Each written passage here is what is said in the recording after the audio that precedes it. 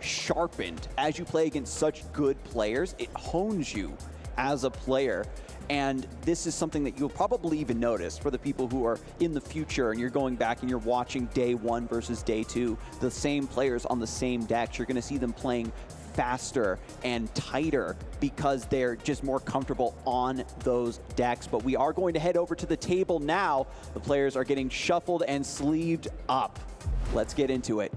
And this is going to be pretty exciting. So we mentioned Finnegan's deck.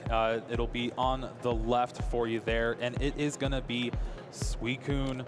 And it has some pretty interesting cards in it, I must say. So it's the typical Suicune Inteleon Ludicolo, right? But he's like, all right, I need to beat Mew. What's the best way to beat Mew? Well, how about I play 4 Cross Switcher in my deck? But what's Cross Switcher going to do for this? This is the trainer card. We have to play 2 of them at a time. Yeah. And so you need to have both of them in the hand at once. And this is where the Drizzile line starts to come in. If you have one and not the other, very easy to find that. Get that switch. Keep yourself very proactive with knowing when you can attack. Because as you said, the Ludicolo and the Suicune, such an explosive combo of damage, you need to be able to take advantage of that right when the opportunity presents itself and before that window closes. And then taking a look at Xander Perot, and they are playing the list that we actually started off the weekend with Raul Reddy, playing that Arceus Inteleon and just really hammering home the consistency of that Arceus V-Star. Once you have the Arceus V-Star in play, it doesn't do, the massive damage numbers that we're kind of used to seeing from other VMAX Pokemon and things of that nature, but it does enough, right? You're setting up consistent 2-turn KOs, but because of that energy acceleration from the Trinity Charge, you're always ready to go. You have just this consistent pressure that is constant. Your opponent, after they get a knockout, they're thinking, okay, it's going to take a bit for my opponent to maybe reestablish the next threat, but Arceus gets set up, and then it's just a constant barrage. All right, coin flip does start off the game who's here. Who's going to go first? The other big question for today. Getting top 8 started off. The players looking now at their opening hands. Need to find a basic Pokemon to start. There's one. Not the prophecy. Oh. Okay, no, okay. There is a basic, no mulligan. I was talking with Finn a little earlier. Again, I'm going to call him Finn, Daniel on the screen. But, talking with them, and he does not like starting Suicune. This deck is all about, I'm just going to Sobble and then just stream Melanies and stuff together. Suicune in the prizes, a rare candy Ludicolo, not really something you like to see, unfortunately. Arceus V in the prizes for Xander. The big thing, I think, for Xander, maybe if it comes up, is that Galarian Zigzagoon up there in the top corner of the prizes. Not really going to have access to that for the whole game. So we'll have to see if that extra damage isn't really going to come into effect. And here we go. We are starting our top 8 here at Salt Lake City Regionals Masters Division for the Pokemon TCG. So getting in the Suicune, unfortunately, the start you don't want to see, but by getting this into the active right away, you can make use of that fleet-footed, get some extra card draw, and then try to pivot to something a little bit stronger. Xander missing out on the Galarian Zigzagoon, as you had mentioned, just means that you're missing out on that extra chip damage you need to hit those correct numbers to get the KOs you're looking for. Here we start off with an Ultra Ball, discarding Path to the Peak. It's not really going to be a card Xander wants to put into play in this matchup. You can shut off that draw from Suicune V, but you also are shutting off your Starbirth ability from Arceus. Yeah, and then we've got a little bit of a Crobat in the deck as well, and you're just saying, we know that my opponent is also running the Inteleon line, so whether or not they get 1 or 2 extra card draws from the Suicune does not matter in theory, but Xander, of course, such a strong player, taking full stock of what is in the deck, now seeing what is prized.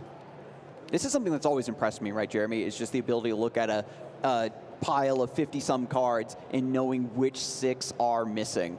Oh, yeah, you really have to memorize your deck list, know your routes to victory in each matchup, and figure out what you'll need from then on. And it looks like Arceus was picked up off of the Ultra Ball. We're going to get this down into play, set up the evolution for next round. Love to see it. Another Ultra Ball. What are you grabbing off of this one? Looks like Crobat. Yeah, Crobat V gonna use that Dark Asset ability to draw some cards here. Remember, going first, you're not able to use a supporter, but you are able to draw cards in other ways, like the ability from Crobat V, and you cannot attack, but an Energy and an Arceus would be pretty good right here. Yeah, exactly. Get that set up. That way you only need a double turbo or something of that nature, or just one more manual attachment to get the attack next round. And it does look like Xander has that Arceus V, so we'll see a big 5 cards from the Crobat V here, needing to find at least an Energy, and off the top, double turbo. All right, going up to 6. Has the Energy now for the attachment. It looks like everything is trying to come together for Xander here. This isn't the deck that we're normally used to seeing, where it's like just massive, strong, quick attacks. You need to have a good foundation first. Back over to Daniel now. One thing to keep in mind is Suicune as a deck can attack going second turn 1 with help thanks to a card like Melanie. And with that, it means just an easy KO on the Sobble. And with no other Sobble in play, Xander could be cut off of Drizzile for a little bit here. And if Finn has that in hand, needs a way to discard these water energies that he's going to get. We did see it a little bit in day 1, where the threat of the Blizzard Rondo pressures your opponent from benching these basic Pokemon because they don't want to power up that ability. Fortunately, the Sobble, very baby, very small HP pool indeed. And now the Capacious Bucket getting 2 water energies, and of course Daniel taking that deep look within the deck list, taking some notes here. And now we're looking for a quick ball, discard one of these water energies, hopefully get it back onto the Suicune with the Melanie. Oh my, yeah, this hand is amazing. You have that quick ball for the water energy. Melanie already in hand. You get to grab another Suicune here, and you're just going to go all out here. You have the second Suicune now set up on the bench as an additional threat, the ability to accelerate into that second Blizzard Rondo and not let up the pressure on Xander. So let's see how the next part of this turn is going to play out. Well, it's not going to be good for Xander, I'll tell you that much. There's the probably going for Melanie first. Does draw you 3 cards. Important to draw your cards first. Have a full idea of what's in your hand, what's in your arsenal. Daniel Lynch here. Top 8 Masters Division, Salt Lake City. I'm just grinning from ear to ear. I know chat can't see me, but I'm just so excited to see this deck pop off, because it is one that, especially yesterday, really showcased, you know, the finesse of being able to put together these sequences and these combos. Well, this has been an amazing turn from Daniel here. Has the second energy on the Suicune V in the active to go along with a Lotad and a Sobble to join the Suicune that he found off the quick ball. And then another quick ball from Daniel here. We could see another Sobble, and this is exactly where you want to be. You're going to be taking a prize turn 1. You got your setup for later. We see a rare candy and maybe Shady Dealings and Teleon in there. I'm not too sure. And if you go for the quick ball here, you're just a little bit hesitant, right? The reason Daniel doesn't want to go for this right away is just because the card is super important, you want to hold on to. And currently there's no need to have the extra benched Pokemon. Just going to hold off for now and just get the knockout with the Suicune. We're back over to Xander now. And fortunately, you know, only down 1 prize. Getting that Sobble knocked out is huge, slowing down that search engine as well for Xander's side. Goes for the Ultra Ball.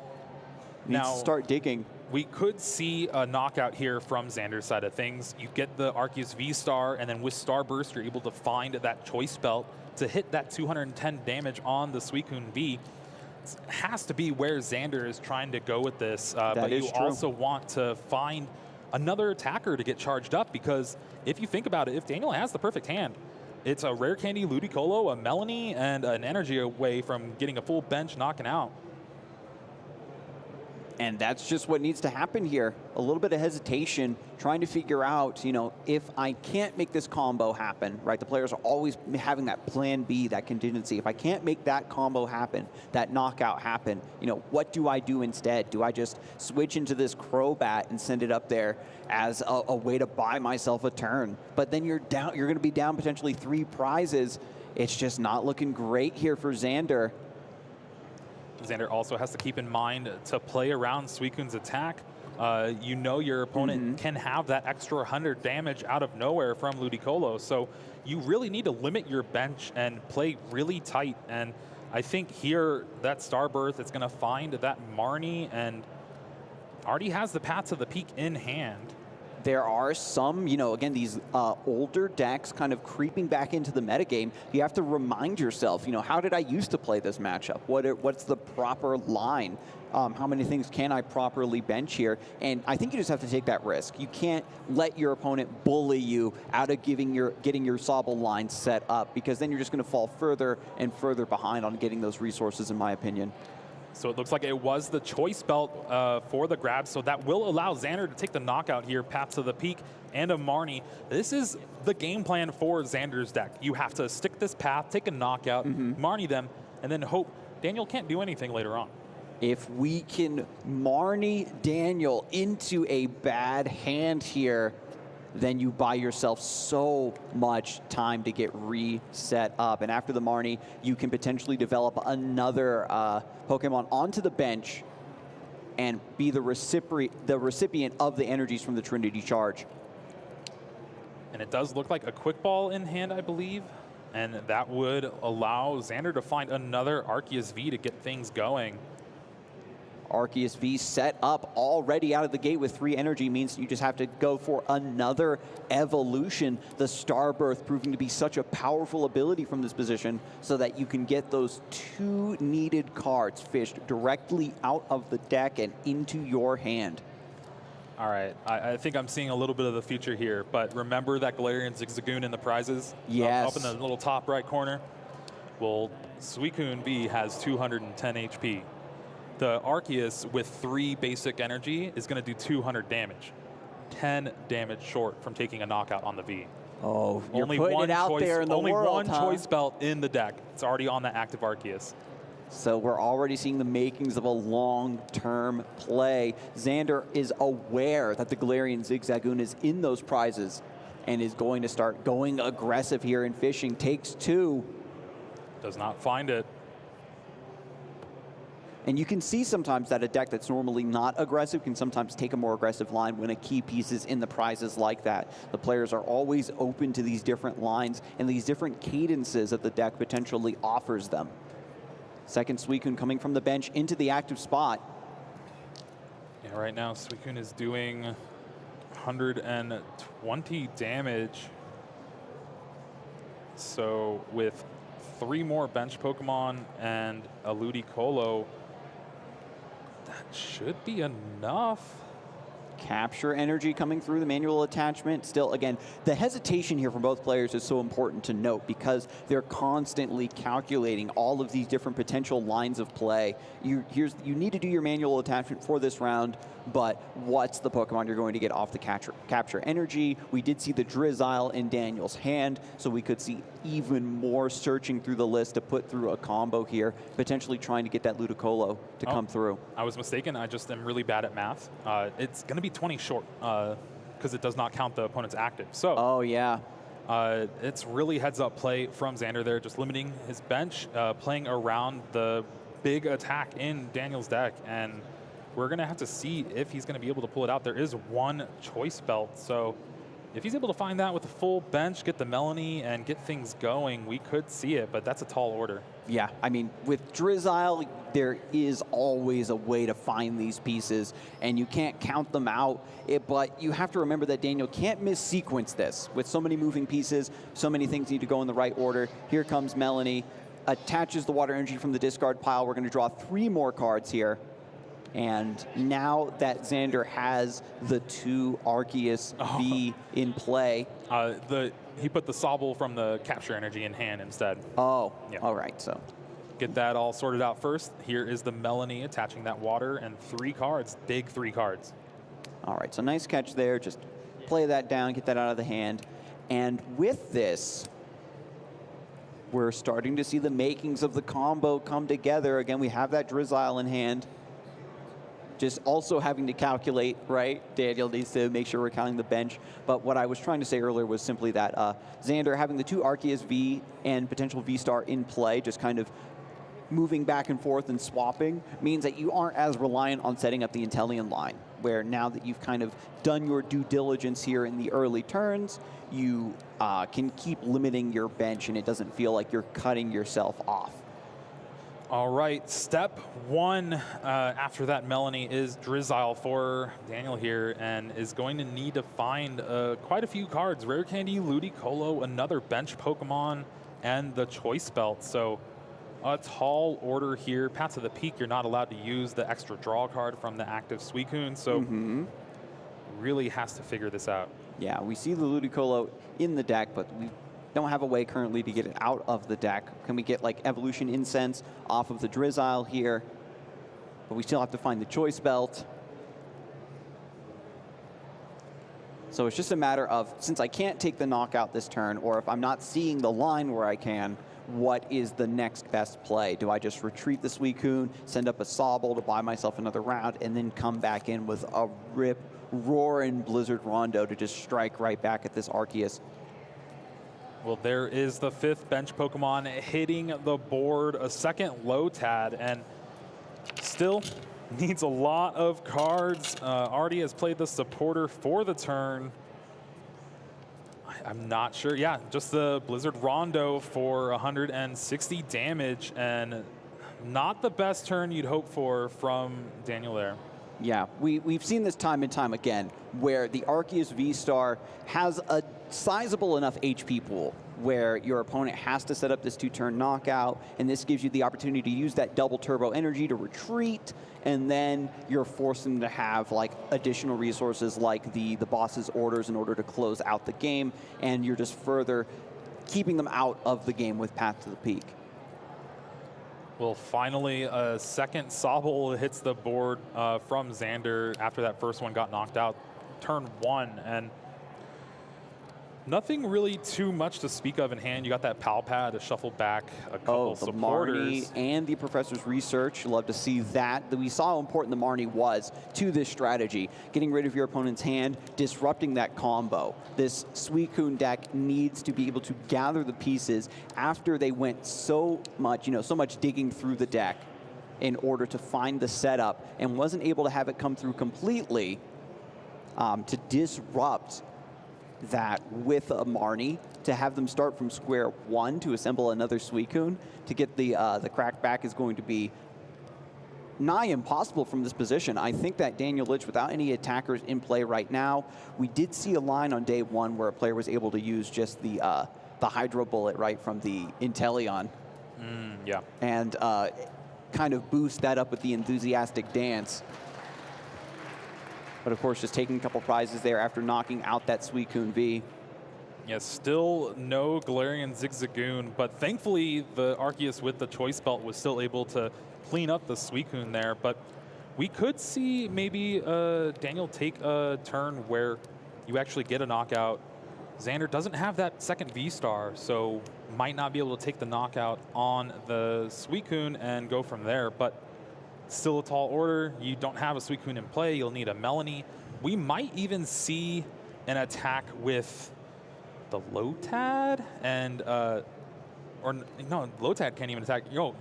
Yeah, it's going to be rough. It's going to be rough. It is very rough. Once you're in this position where your main attackers just got immediately scooped up because they were set up beautifully. We had the Melanie to accelerate the energy. Everything was ready to go, but we just did not have the rest of the pieces we needed. So we got Shady Dealings pulling the Capacious Bucket and the Raihan. Capacious Bucket gets 2 water energies, and now we have the Raihan.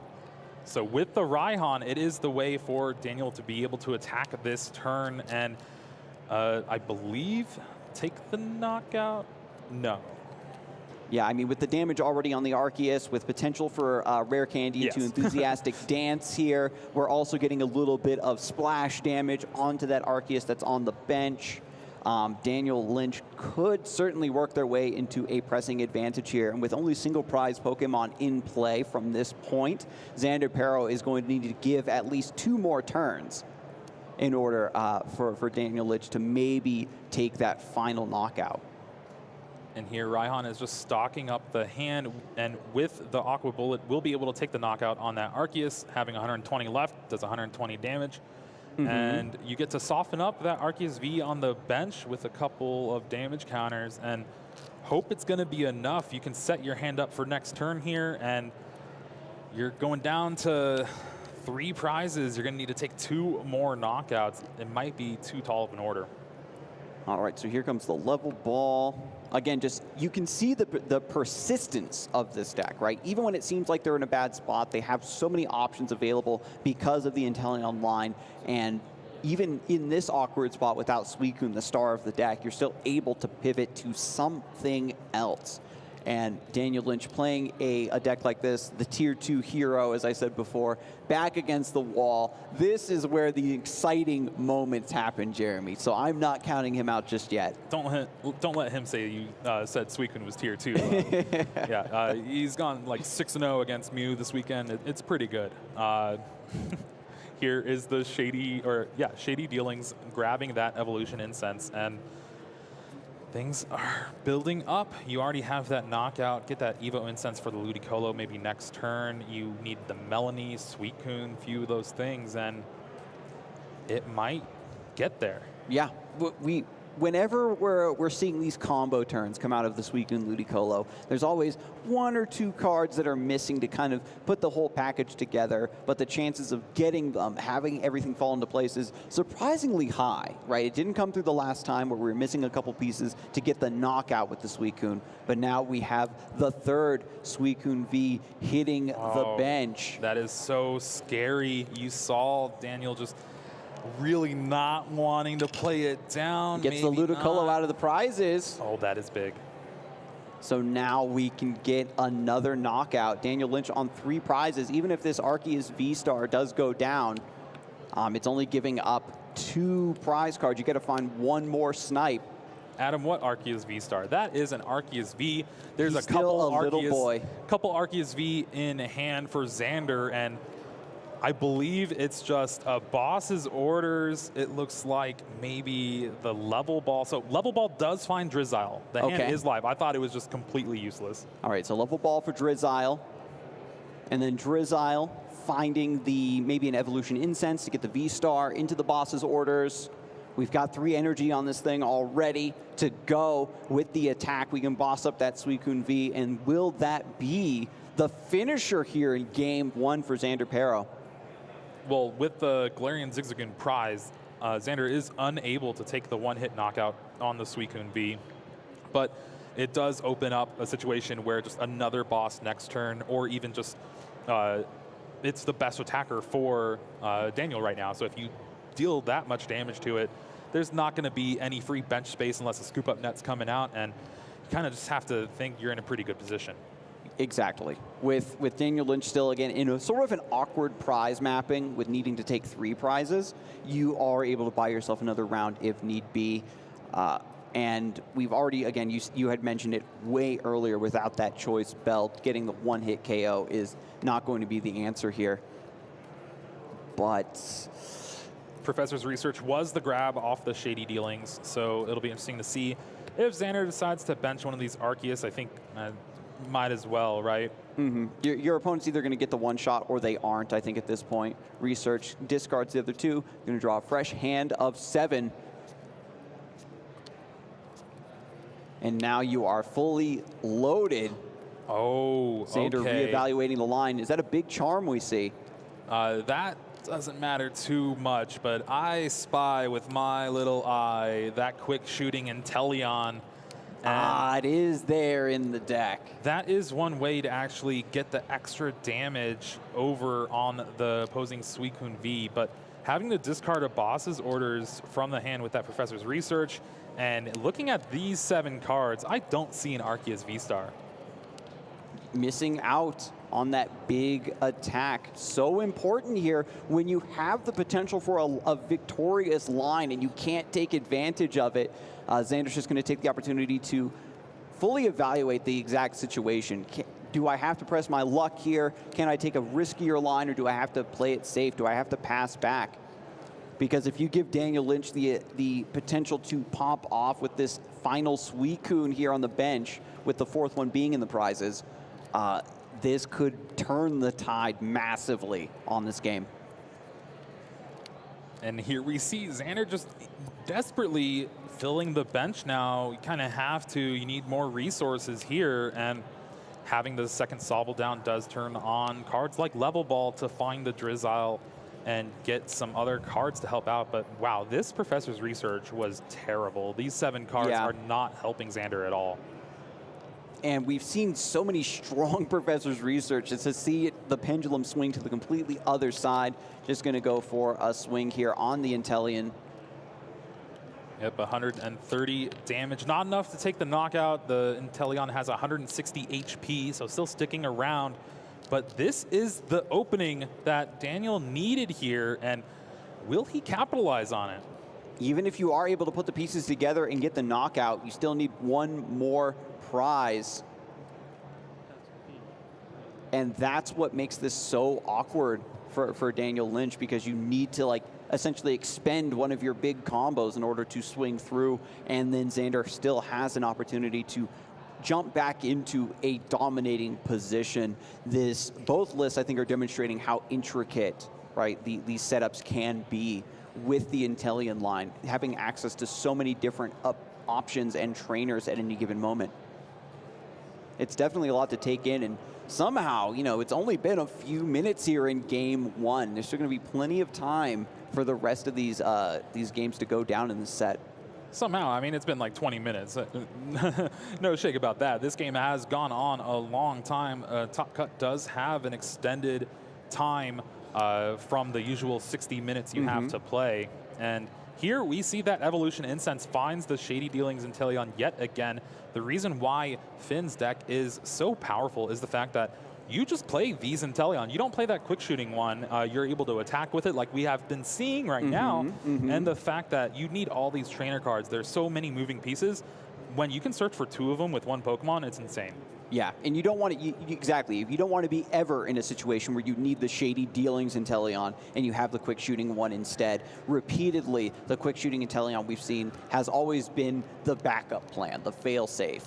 And with this deck, we don't need a fail-safe when you are this consistent. Melanie also coming through, getting that water energy attached and drawing 3 cards. What a beautiful engine for these water-based decks.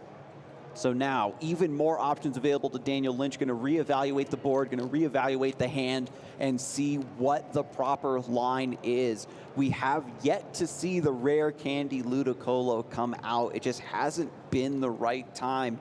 But you've got to start taking some prizes here if you're Daniel Lynch to get within the distance you need to take that final prize. Ludicolo is that Pokemon that shows up to the party late, but once it shows up, it turns to the life of the party, I tell you what. The life of the party, indeed, but it's also the life of this deck. Like, Suicune is very strong at just being able to deal some decent damage, but with the bloated HP of these Pokemon V and V Max that we're seeing these days, you need that enthusiastic dance to really turn up the Blizzard Rondo into an incredible storm of the century. So this is interesting. We have Cross Switcher coming out for the first time from Daniel here. Brings up the Sobble, so we're going to probably see just a KO here. Giving up 1 prize. This does put Daniel in the position to only need to one-shot an Arceus. Scoop up net. So this does turn off the ability for Drizzile Shady Dealings. He saw Xander really debate about playing the Sobble down, but ended up deciding for it. And that can kind of give away some information like, oh, okay, well, maybe you do have access to that Drizzile, but another play could have been going for the Drizzile on the bench to kind of cut off that quick shooting and keep the Suicune from getting that extra damage on it too. So we'll have to see how this ends up, but still a really good play here, going down to 2 prizes. And no doubt Daniel considered both of those lines, right? Oh, that for that sure. there was a quick shooting Inteleon, or do I want to stop the search from the Sobble? Because if you have the quick shooting Inteleon, it doesn't matter as much if you don't have boss.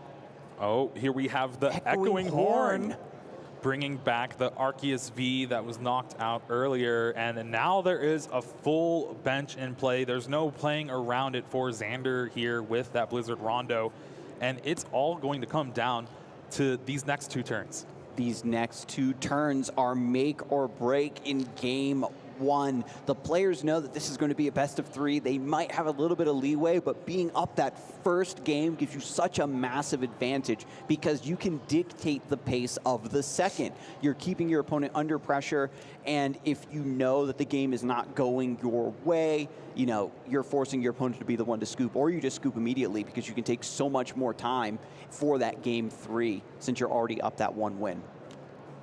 Again now, Daniel just thinning out the deck further and further. Don't need the 3rd Lotad. It's not going to do too much right now. And again, like I said, it's going to end either on Xander's next turn or Daniel's turn after this. So there's the snipe coming through, takes down the Sobble. Some extra damage on the other Arceus. With the enthusiastic dance, everything's already lined up. Just that little bit of chip damage is really all you need to see. Getting that prize, a Cape of Toughness, being added to the hand by for Daniel Lynch.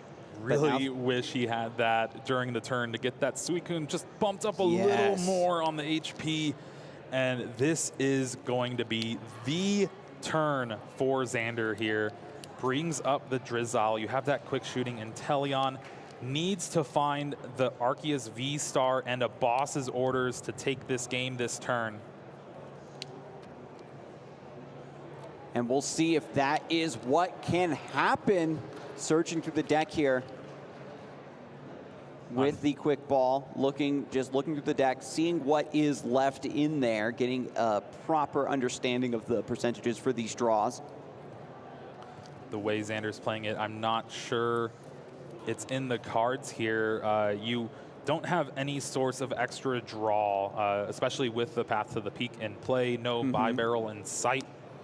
And you need that boss's orders in hand. And yeah, this is just Inteleon to do some damage with that double turbo energy. Professor's Research discards the hand, and wow, yeah, this is gonna be drawing 7 more cards. Quick shooting Inteleon does have the waterfall for 70, which will be downgraded a little bit thanks to the double turbo energy.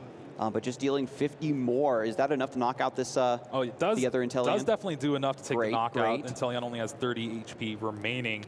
But the fact of the matter is, this is so close. And there's the Zigzagoon finally being grabbed off of the prizes.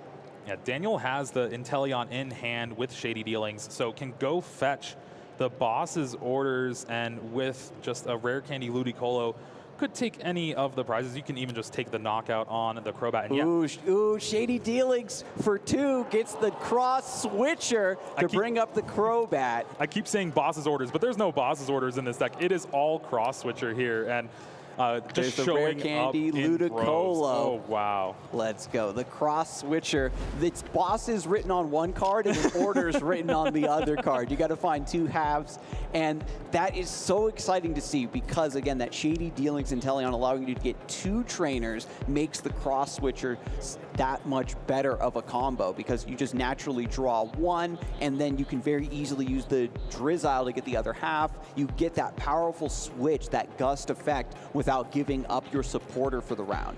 Yeah, and the fact that the way Daniel's built his deck, it is Melanie and Raihan, and then you got no other supporters. You only want to use those. They charge up your Pokemon every single turn. And with that, you're able to actually capitalize on those cross switchers, and it's just been amazing to see how he's played out each of his matches this weekend.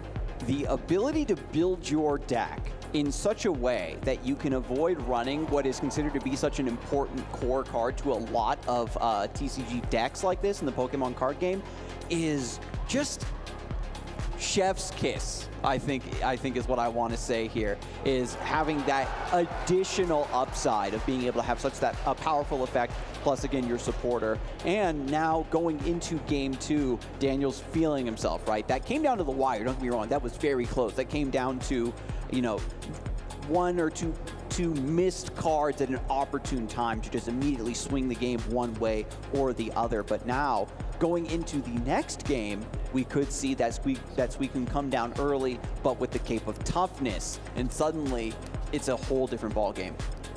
Yeah, that is one big thing too that we didn't really get to witness, and Daniel was able to just figure out a way around it. And here, having the Arceus V in the active, I believe, for Xander, another one in hand, looks like a pretty good start. You're able to get to go first, do some more setting up, and hopefully get some more Sobble down. But as of right now, it doesn't look too good for the hand.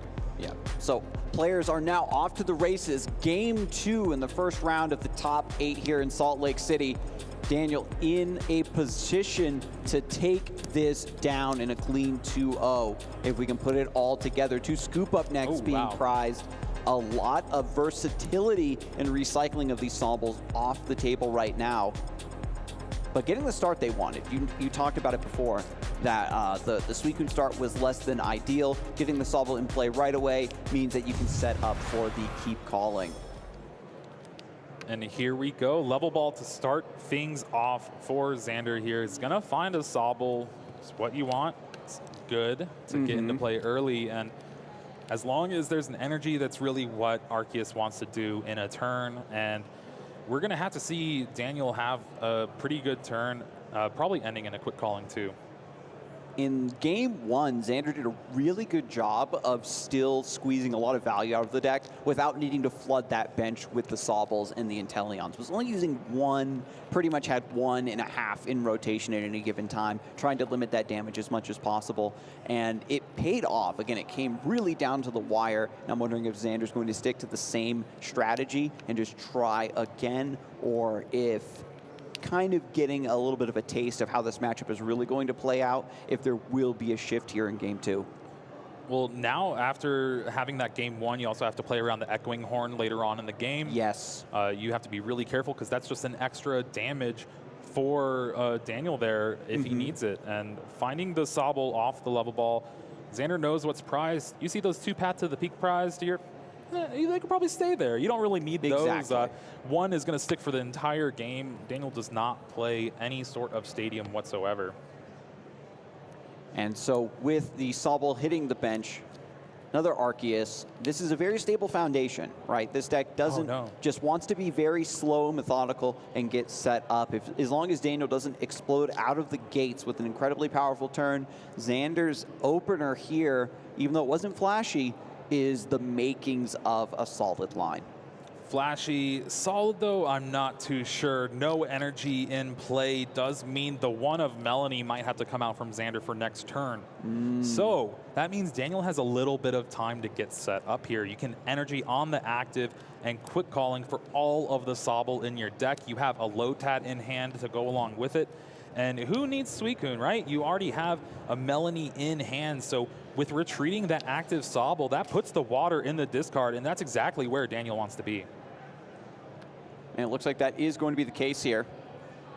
And we saw, too, the early developments of the Lotads, exactly what happened in game 1, and they sat there and sat there and sat there the entire game, and until eventually Ludicolo showed up there late to the party, as you would put it. I mean, it's a Fiesta Pokemon, I don't know. But, I mean, the players are certainly having a lot of fun here. And, again, in top 8 at Salt Lake City, game 2, Xander under a lot of pressure now. After you drop that first game, you know that you have to win 2-0. You've got to get a better setup. And I think at the very least, Xander is confident in their read on the matchup. You can kind of see they aren't super worried by the body language, just evaluating, already thinking ahead about the different lines of play. And there we see it all for Sobble in play. It is now getting ready for just anything you could possibly think of. I know they look so nice and innocent now, but they're going to start doing some shady things and getting a lot of cards out of the deck.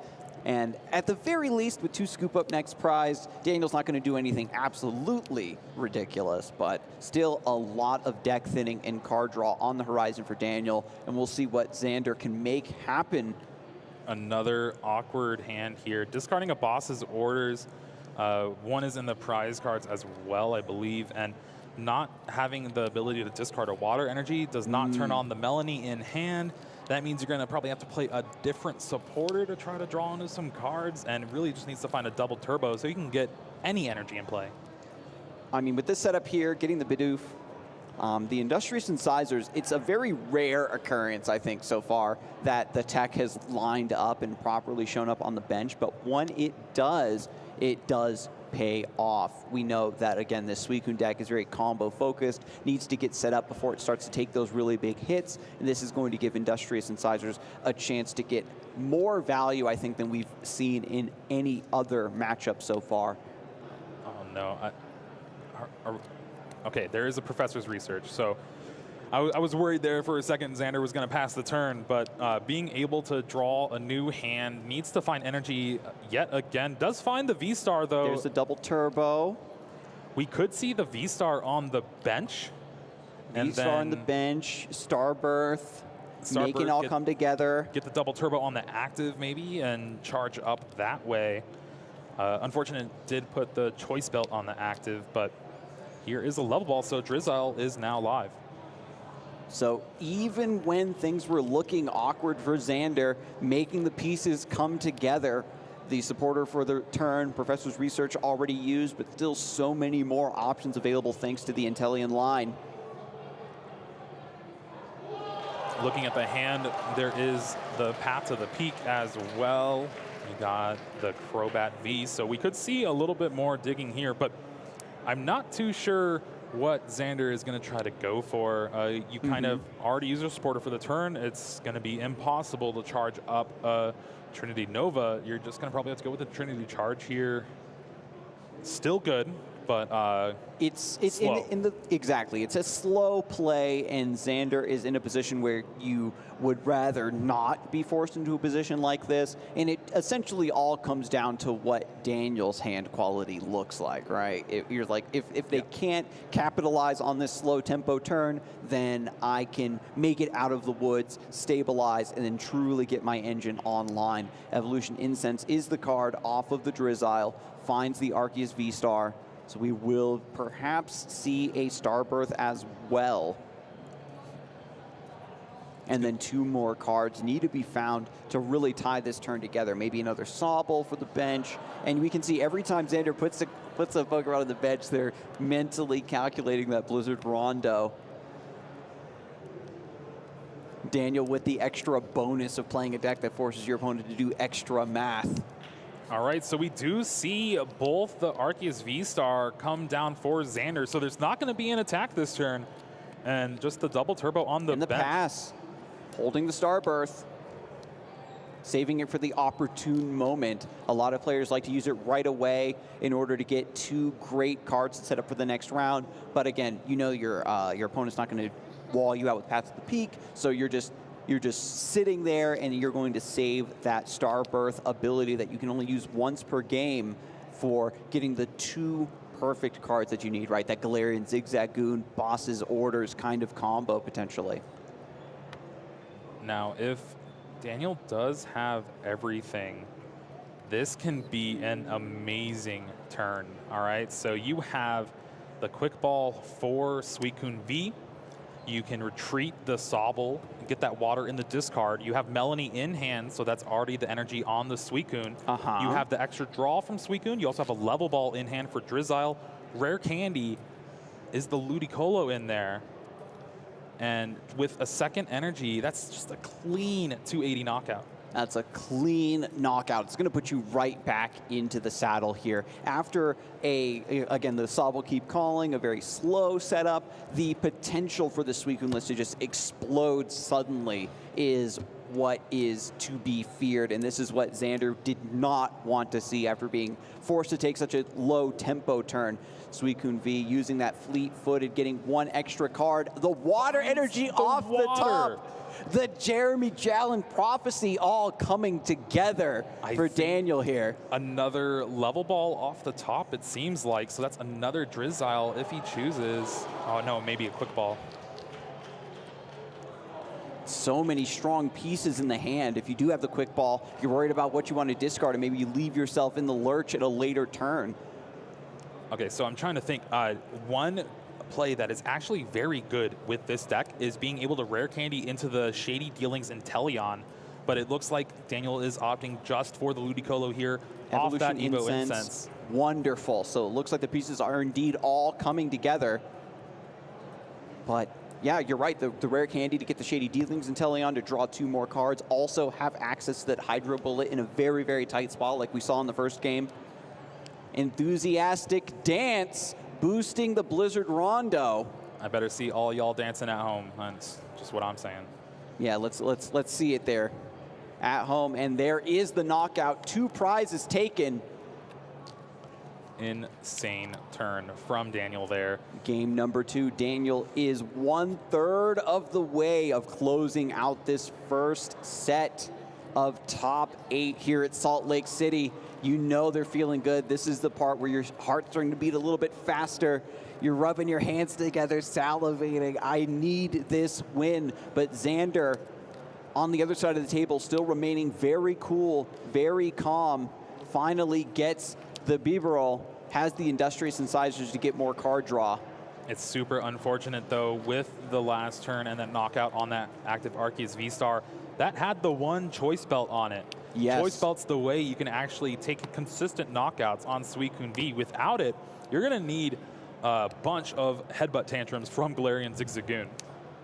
So there or it is. Quick Shooting. Beautiful. Attach, evolve, evolve. Empty hand, draw up to 5 thanks to that Industrious Incisors.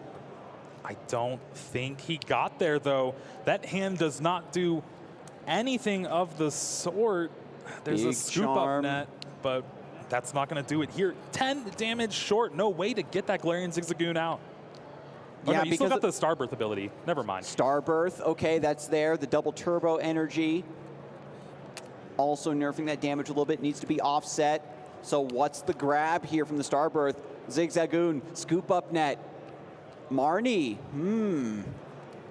Yeah, grabbing that Zigzagoon is step number 1. The Marnie is going to help just because Daniel's been shaping his hand out throughout this game, and it's going to be pretty simple with those 3 Sobble in play to really just find something to get going. And we'll see if it does pay off going for this Marnie line. You can see when a player is behind, they have to adopt this stance of trying to just buy as much time as they can and disrupt the opponent. I think these Arceus decks are probably more built around doing so, of course. There's the Galarian Zigzagoon hitting the bench. And now Marnie. With the Quick Shooting Inteleon, there is 2 more damage counters that can be assigned anywhere, offsetting the, of course, the nerf damage thanks to the double turbo energy. 5 new cards drawn. Pretty important cards for Xander here just to continue on the pressure for the next turn or 2. But even bigger for Daniel, we'll need to try to find a way to get a Shady Dealings active, and from there, the hand is unlocked. Ultra Ball, discarding 2 cards, looking for another Arceus, it seems. Yeah, actually have someone to charge up with that Trinity Nova attack and just keep things rolling. Maybe you can even utilize a Sharon's Care if the Arceus in the active isn't knocked out in 1 hit. So the pieces are both there for Xander and Daniel. They just need to capitalize. Does get the knockout there.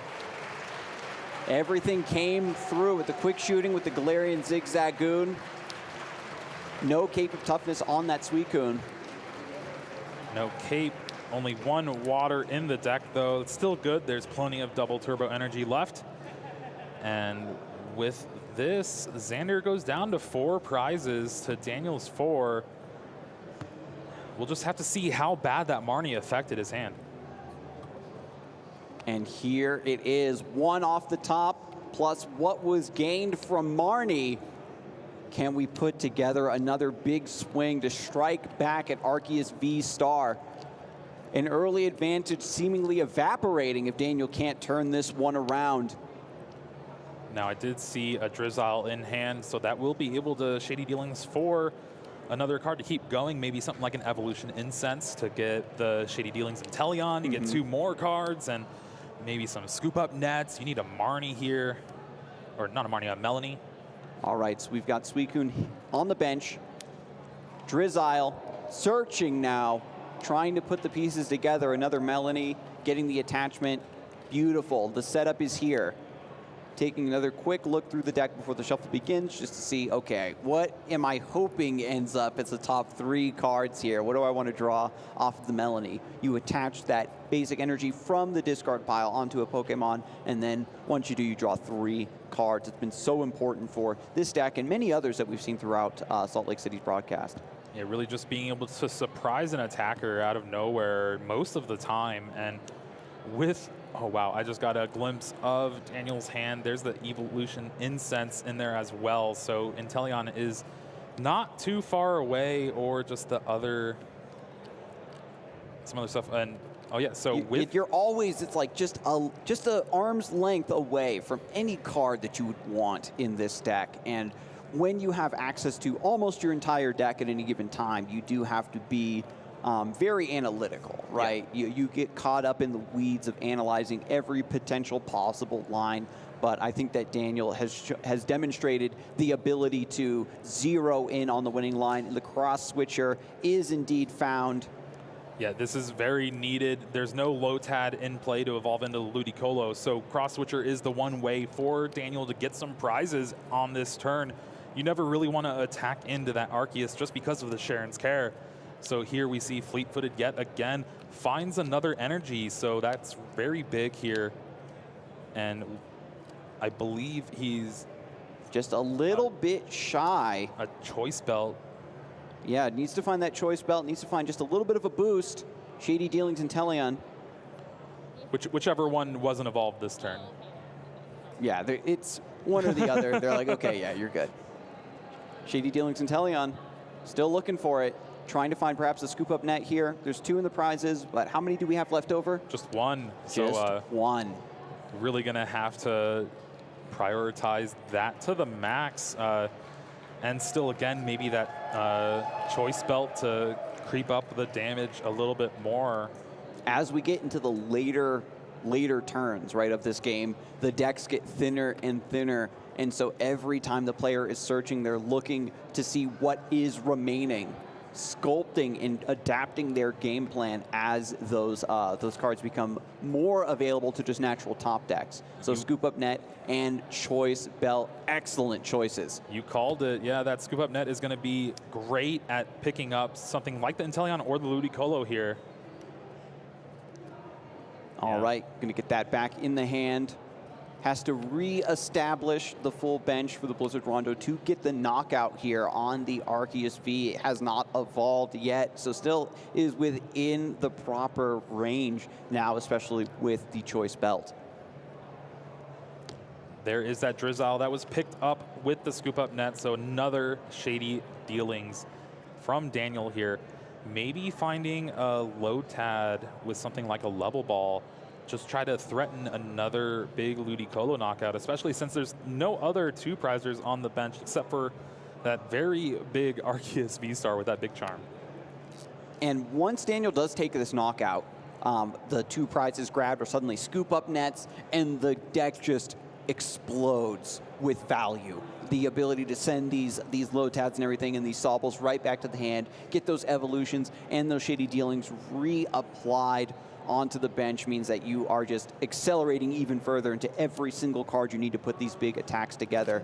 Oh, it does look like they Shady Dealings for the Lotad would need to get a Level Ball or something like a Quick Ball in the discard. Yeah, I'm missing the changeover here.